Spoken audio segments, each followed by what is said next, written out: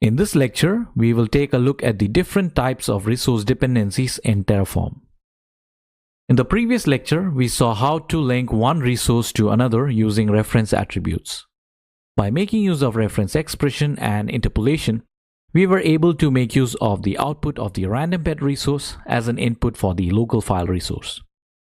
Now, when Terraform creates these resources, it knows about the dependency, since the local file resource depends on the output of the random pet resource.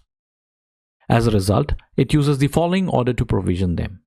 First, Terraform creates the random pet resource, and then it creates the local file resource. When resources are deleted, Terraform deletes it in the reverse order, the local file first and then the random pet. This type of dependency is called the implicit dependency. Here, we are not explicitly specifying which resource is dependent on which other resource. Terraform figures it out by itself. However, there is another way to specify dependency within the configuration file.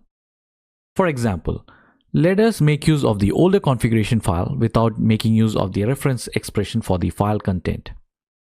If we still want to make sure that the local file resource is created after the random pet, we can do this by using the depends on argument like this. Here, we have added a depends on argument inside the resource block for the local file.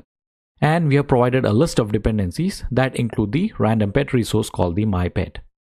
This will ensure that the local file is only created after the random pet resource is created. This type of dependency is called an explicit dependency. Explicitly specifying a dependency is only necessary when a resource relies on some other resource indirectly and it does not make use of a reference expression as seen in this case.